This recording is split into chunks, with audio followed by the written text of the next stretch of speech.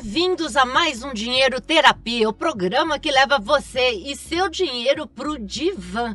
Você sabia que os problemas financeiros no Brasil são a segunda maior causa de divórcios? Atrás só da falta de comunicação? Foi o que mostrou uma pesquisa feita pela Serasa. Várias pessoas disseram que tiveram o nome negativado por causa de despesas feitas pelo parceiro. Mas você acha que os problemas financeiros acabam depois da separação? Nada disso. Vai depender do regime de bens adotado no casamento. Se a dívida for considerada comum ao casal, ambos são responsáveis pelo pagamento. Para falar disso, nós convidamos o Thiago Ramos, coordenador de mídias da Serasa, com pós-graduação em inteligência de mercado. Ele é um grande especialista em educação financeira. Thiago, muito obrigada pela sua presença aqui no Dinheiro Terapia. Obrigado pela oportunidade também, Elaine, Anderson. Realmente, os problemas não se acabam com o divórcio, né? E a questão financeira, sim, tem surgido algumas decisões judiciais que informam que as dívidas de um cônjuge podem ser cobradas no outro cônjuge. Não é algo que foi pacificado ainda em todas as instâncias da justiça, porém, alguns tribunais de justiça dos estados já têm seguido essa jurisprudência. Eu achava, se você casa em comunhão de bens, não tem discussão, né? Você tem que assumir a dívida também, né? Porque é tudo dividido. Em alguns casos, o companheiro ou a companheira alegam que houve má-fé do ex-cônjuge, ou que ele não sabia da dívida, e nesses casos, alguns têm conseguido se eximir da responsabilidade de pagar. Casar acaba saindo caro, então, nessa situação, né? E se Exatamente. separar, mais caro ainda. Exatamente. Continua mesmo após o divórcio. Por que os problemas financeiros têm aí essa posição de segunda maior causa, né, de Separação. divórcios no país? É uma questão cultural do brasileiro. A educação financeira não está presente nas famílias, seja de pai para filho, não é um assunto que você escuta na mesa de jantar ou no final de semana, por exemplo. E entre cônjuges também acontece. Muitos não compartilham os objetivos, a receita, o que acaba levando a um endividamento muitas vezes. Também não é um tema presente nas escolas, tanto públicas quanto particulares. De uma maneira geral, essa comunicação sobre finanças e educação financeira não é um tema presente na vida do brasileiro. E você diria por que o brasileiro acha que é matemática, tem medo da educação financeira? Por que não é um tema mais presente entre nós? Perfeito. É diferente, sim, saber fazer contas, mais, menos, por exemplo, do que ter educação financeira. Dividir o montante necessário para pagar o que é indispensável todos os meses, separar também para o lazer, que é muito importante na vida amorosa também, e também o poupar. É muito importante poupar, né? Tanto que mais da metade dos casais entrevistados nessa pesquisa da Serasa, que entrevistou 1.700 casais em todo o país, revelaram que sim, as finanças atrapalham a sua vida amorosa. Porém, atrapalham não, impactam a vida amorosa. Porém, quando nós perguntamos se eles sabiam, por exemplo, a renda do parceiro para ajudar nesse financiamento, só 40% disseram que sabiam, então menos da metade. Menos da metade. 60% não sabia qual era a renda do Exatamente. parceiro. Você vê a diferença do discurso para a prática. Mas isso porque esconde, porque não quer falar para o companheiro que ganha tanto ou que teve um aumento da empresa? É para esconder e ter um agrado extra no final ou não? É cultural. Pode ser vergonha, sim, de compartilhar, mas pode também ser aquele hábito que a pessoa nunca teve. Os casais, eles muitas vezes não sabem como dar o pontapé inicial no planejamento financeiro. A gente colocando em uma folha de papel tudo que cada um ganha para dividir as despesas igualmente. Divide metade metade quando o salário é diferente, ou então cada um paga uma parte e só junta em uma conta conjunta aquilo que sobra. Os casais não sabem como iniciar.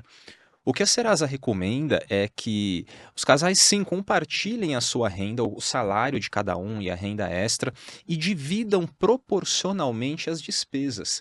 Então, se por exemplo, a mulher ela é responsável por 60% da receita, né, dos ganhos da família, ela também arque com 60% das despesas, para ser uma divisão proporcional à renda.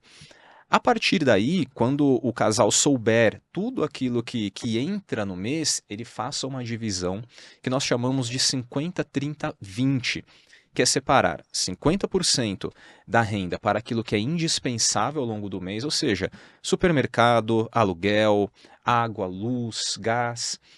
30% para as parcelas, e aí entra o lazer também. Então, todas as parcelas do cartão de crédito somada e o lazer não podem ultrapassar 30%. E os 20% que sobram, guardar. É muito importante guardar 20% sempre que possível, claro, porque quando você poupa 20% todos os meses, ao final de 5 meses, o casal já tem um mês completo de renda. Diminui muito as chances do primeiro imprevisto levar a um atraso de conta, a um endividamento que pode se tornar uma bola de neve e, consequentemente, levar à inadimplência. E essa poupança ela tem que ser feita na hora que o salário cai, né? Porque as pessoas confundem a poupança com o dinheiro que sobrou. Ah, sobrou tanto no fim do mês, então isso é poupança, né? Não Exato. pode, tem que ser Planejado. planejada e caiu o salário, já vai aquele dinheiro para poupança.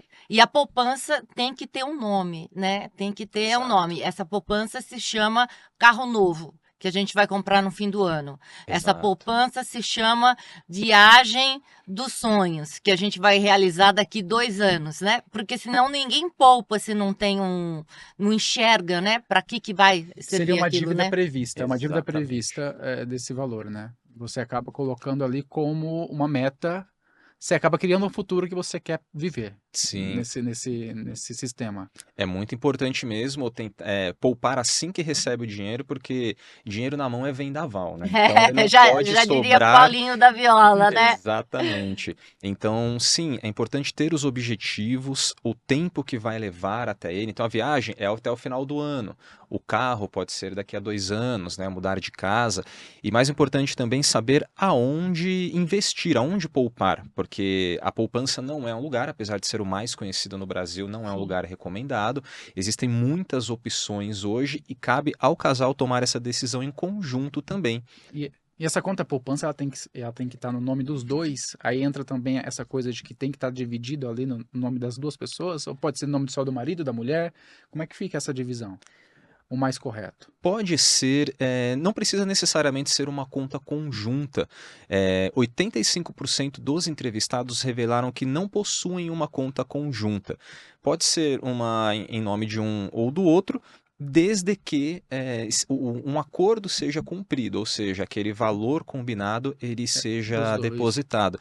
Isso muitas vezes pode ser uma questão de confiança. Ah, eu tenho medo de deixar, por exemplo, na conta do meu parceiro, mas isso não acontece, né? Se acontece em uma separação, por exemplo, né, o regime permite que o dinheiro seja dividido igualmente, então não seja vamos dizer assim, o desconhecimento sobre o uso desse dinheiro o problema para não depositar em uma conta que não seja conjunta. A inadimplência hoje causa muitas separações, né? Sim. Ela é o segundo maior motivo da separação, só fica atrás da comunicação. 1 a cada 4 casais entrevistados revelaram que, sim, é um problema que pode levar ou que já levou ao divórcio. E a comunicação ficou em primeiro lugar com 41%, porém um está atrelado ao outro, né?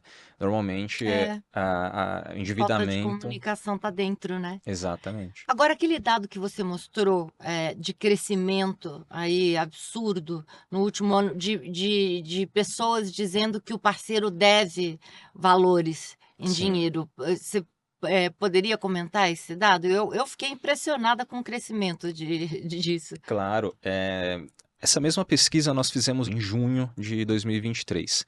19% dos casais, quase 1 a cada 5, revelaram que já pediram dinheiro por causa do parceiro, para pagar uma dívida ou qualquer outro uso.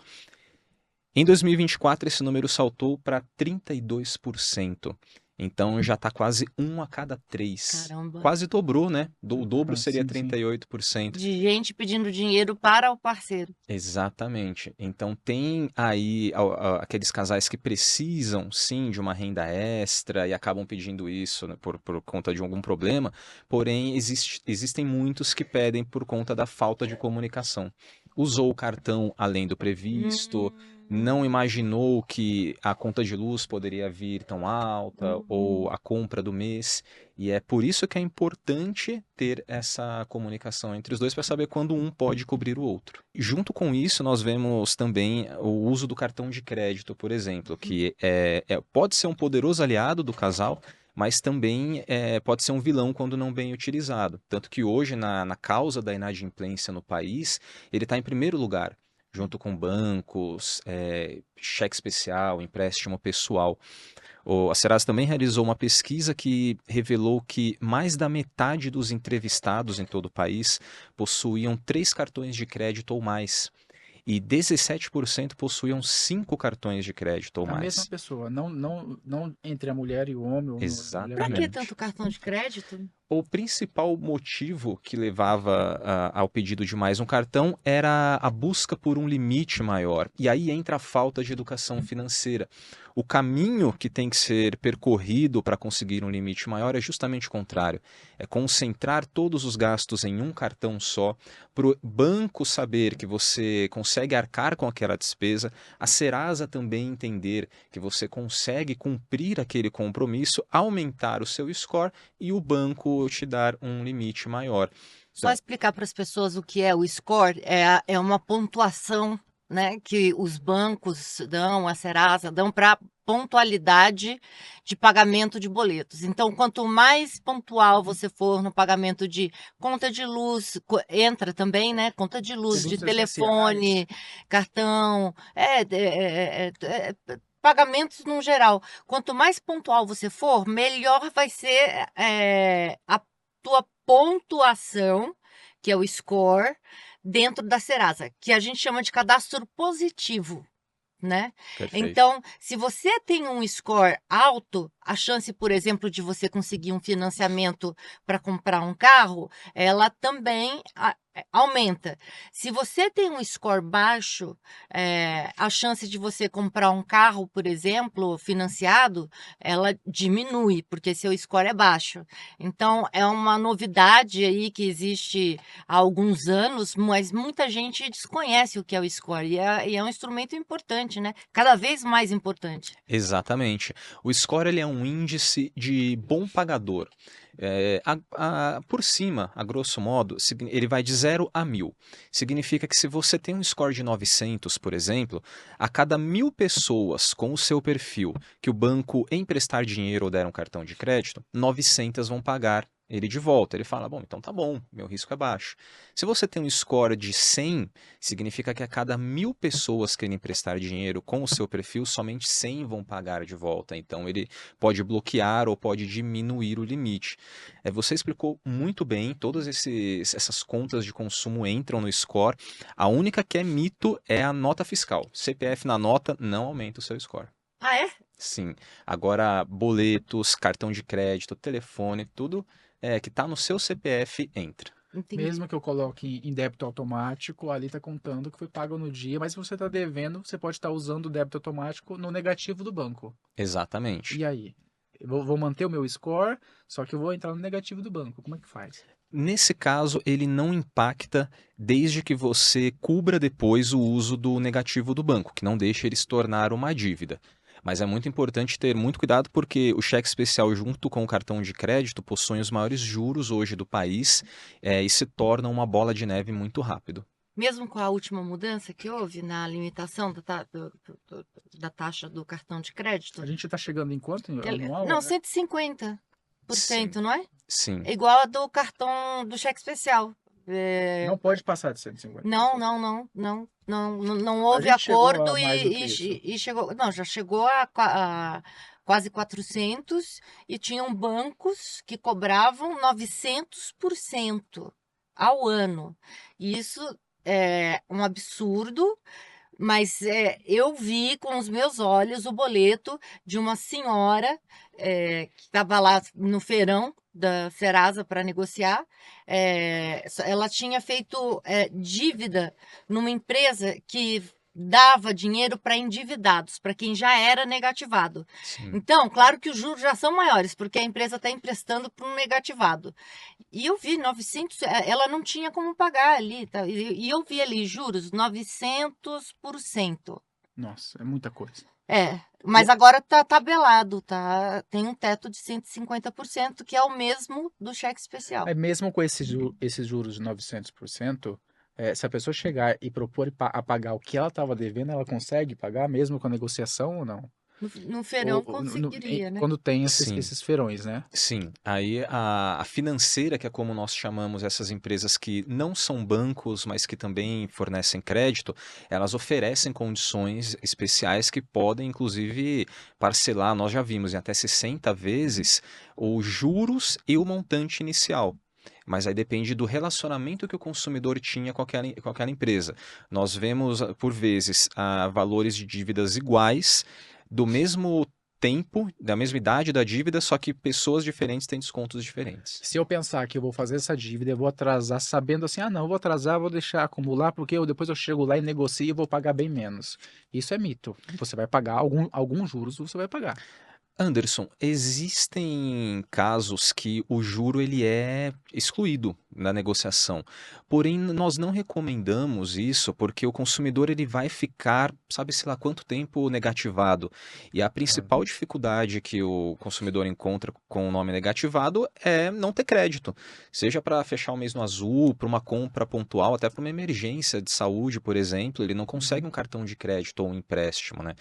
Há um outro mito também, que é o do caducar. Eu vou fazer essa dívida, depois de 5 anos ela some, se eu não conseguir um desconto alto.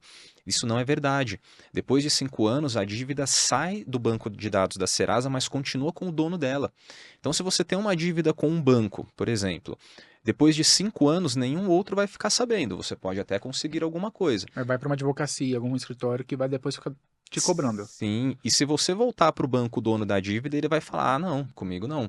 A dívida pode ter 10 anos, mas ele nunca esquece. Não existe caducar. Não. E no sistema financeiro do Brasil, onde os bancos hoje são bem concentrados e eles emitem cartões de lojas, por exemplo, nós vemos consumidores perguntando, olha, eu fui numa loja de roupas no shopping, estou com o nome limpo e não consegui um cartão de crédito. Por quê? Porque aquele banco que você tem uma dívida de 10 anos, por exemplo... É a financiadora. Exatamente. Então, não é recomendado que o consumidor faça uma dívida contando com um desconto lá na frente. Agora, falando em mitos... A mulher, num casal, a mulher é mais gastona do que o homem? Ela se endivida mais do que o homem? Acho que sim. Eu não- O que você acha? Eu acho que Não, vamos Ó, ver. chegou aí um saldo aí, ó. Compra aprovada. Nossa senhora, olha, né? Um sapatinho básico aí, não sei mas- quantos Até caiu aqui do peso. Eu não tenho dados para falar sobre isso, né? Eu posso falar o que eu vejo. Tá. Né? No meu caso é. Ah, Minha esposa está assistindo, mas nós não temos números que afirmam isso. E quando você olha, por exemplo, a inadimplência no país, ela é metade. É 49,6% homens e 50,4% mulheres. Então, assim, Tá igual. acima. Dá pra dizer Mas que tá tá um pouquinho igual. acima. Não. Anderson, Dá um pouquinho não, é acima. basicamente igual.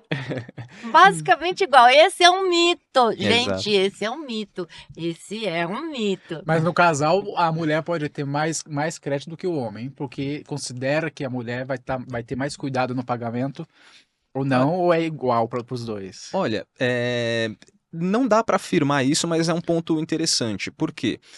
Se você tem um comportamento registrado, por exemplo, um casal, a mulher ela tem a fatura do cartão de crédito no nome dela, ela fez um empréstimo no nome dela e tem uma conta no nome dela e paga tudo em dia, mês a mês. E o marido não paga. E o marido não tem nada no nome dele, por exemplo, não tem um cartão, por mais que ele use da esposa, ele não tem um cartão, não tem nada. A chance do score da esposa ser alto é grande, por quê? Ela paga tudo em dia. Ela construiu o histórico dela. de Exato. Mas pagamento. mesmo casado, não interfere um score no outro? Porque você tá casado em comunhão ali, alguma coisa do tipo, não vai interferir? Tipo, meu marido vai derrubar o meu score porque ele não sabe pagar. Não, no score não. O que impacta. Porque é pelo CPF, né? Exato. O que impacta às vezes é o financiamento. Você vai em um banco e é casado, o banco ele vai avaliar as finanças do casal para liberar o empréstimo. Agora, o score da Serasa não. Eu conheço, tenho uma amiga que ela acabou comprando, financiando o carro do marido porque ela tinha score e ele não tinha. Aliás, o dele era negativo, porque ele tinha feito umas dívidas lá Sim. e precisou usar O score da a mulher. pontuação dela, o Tem que dinheiro manter o dela, casamento aí, então, para poder manter até pagar a dívida. até pagar o carro, né? É. Porque, Exato. Levar ela para passear de carro, tudo para fazer valer. Agora, para se livrar, isso que o Anderson está falando aqui, para a gente se livrar Do parceiro. de dor de. Você foi direto ao ponto, a facada. Pá! Para se livrar da dor de cabeça de ter que assumir uma dívida que não é você não sua. fez num casamento, ou ter uma surpresa de ver, pô, gastou tudo no pôquer, sei lá, enfim, para você evitar situações dessas, o que é recomendável? Que tipo de união na hora de se casar é recomendável ter para não acontecer, Não ter surpresas, não né? ter surpresas depois? Perfeito. A não recomendada é a comunhão universal de bens, que é aquela que conta tudo que o casal tinha antes do casamento também. É bem delicado. Hoje existem até alguns instrumentos que limitam o quanto de cada um entra para um possível divórcio, mas a que não é recomendada é essa comunhão total de bens. Tá, a parcial de bens, ela funciona a partir do casamento para frente, não é isso? Exatamente. E aí entra também aquela questão da dívida, porque em algumas decisões judiciais nós vimos que o juiz considerou a dívida como um bem também. Então, se um dos dois parceiros possuiu uma dívida antes do casamento, ela foi cobrada do outro. Teve até um caso famoso de um MC aqui de São Paulo, Sei. que a esposa dele foi cobrada por causa de uma dívida que ele teve Antes de antes do casar. casamento. Antes Mas de isso não deveria casamento? funcionar. Se ele adquiriu aquela dívida antes de casar, é dele essa dívida. Porém, entra o regime de comunhão Universal. de bens. Porque foi universal e Exato. conta o de antes, né? Exato. O parcial conta a partir do momento que você se casou para frente. E tem com separação total de bens, né, também. Sim. Porém, como não é algo que ainda foi pacificado nas instâncias superiores, pode ser que mude. O pior regime, vamos dizer assim, é o de comunhão universal de bens. Qual que é a recomendação para quem vai casar agora? Bom, organizar as finanças é o primeiro, para tentar evitar pensar no que vai ser no divórcio, né? Então, Mas casar pensando no Os divórcio, dois. aí, poxa, é meio Exato. complicado. Acho que os dois conversarem sobre, tipo, quanto você ganha e tal. Mas pode parecer meio interesseiro, né? Tipo, Anderson, quanto é que você ganha? Me dá aí o seu contra-cheque antes da gente se casar. Exato. Não é interesseiro, né? Quer Não. dizer, você tem que realmente ter essa transparência, né? Com certeza. É tão importante quanto morar junto, né? O test drive antes é também testar essa união com relação às finanças. Sim. Saber se organizar, ver se o parceiro também cumpre com os compromissos, a divisão proporcional das despesas. A poupança, os objetivos. Exatamente. Hoje está muito facilitado. Você pode abrir uma conta em uma carteira digital, por exemplo, que vai render um pouquinho todos os meses. Então, os dois combinam um valor, depositam lá, vem aquele dinheiro crescendo. Isso entra, por exemplo, até dentro do planejamento da festa, do casamento, né? Da lua de Aliás, é mel. a primeira dívida que você faz depois de casado, né? Exatamente. Tome Começa cuidado com antes. essa. Se essa daí você sair devendo, acabou, vai descambar. Porém, um ponto positivo observado foi que, por mais que seja confusa algumas vezes a organização do casal, ou seja, eles não sabem quanto dividir, ou então pode faltar um mês e depois tentar compensar no outro, só 5% dos entrevistados disseram que um dos dois não ajuda em nada. Então é Ah. muito pouco, isso é muito bom. Legal. Olhando do outro lado, 95%, mais 9 a cada 10 Ajudam. ajudam de alguma forma. Então, o primeiro passo já foi dado, agora é organizar melhor. Sim. Perfeito. Tiago, muito obrigada pela sua presença, Também agradeço a oportunidade. por todos esses esclarecimentos aí que você nos E deu. essa fórmula que você disse aí, como é que era, do 50, 30, 20, essa tem que registrar. Vamos Como é que é? repetir. Vamos Como é que é? repetir. Boa. Sim, 50, 30, 20. 50% da receita mensal do casal, tudo que o casal Metade. recebe. Exatamente. Separar para o que é indispensável. Supermercado, aluguel, água, luz, gás, educação para o casal que tem também. 30% para o lazer e as parcelas. Então, todas as parcelas somadas do cartão de crédito, mais o lazer, o cinema, a comida, 30%. 30%. E os 20% que sobram, guardar, investir. Por quê? No ato que você recebe, já tira isso como lei. Exatamente, porque guardando 20% da sua renda todos os meses, da renda do casal, ao final de 5 meses, o casal já tem um mês inteiro de renda guardado. Diminui muito as chances de o primeiro imprevisto levar ao atraso de uma conta e a inadimplência no futuro. O exercício tá na hora do casamento. Cuidado na hora de gastar, na hora que for fazer a festa, que ali pode ser o começo pra descambar tudo. O divórcio, né? Bora O início viajar. do divórcio. O início tá ali. É. Só tá anotado o dia exato que vai ser o divórcio. Tiago, super obrigada. Também agradeço. Se vocês gostaram aí do nosso programa, façam seus comentários aqui pra gente, digam o que vocês acharam mais interessante e também se tiverem sugestões aí de assuntos pra gente conversar aqui, a gente vai ler com muita atenção e carinho. E ativa aí o sininho pra saber, toda semana aí tem assunto novo aqui, ó, no Dinheiro Terapia. Tchau, tchau. Tchau, tchau.